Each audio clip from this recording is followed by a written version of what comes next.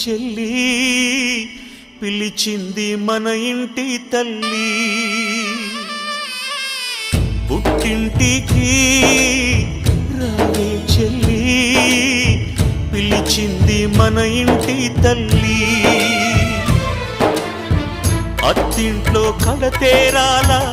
ఆడదాని రాత అన్నలేడు కాబట్టేగా అడవికెళ్ళే సీత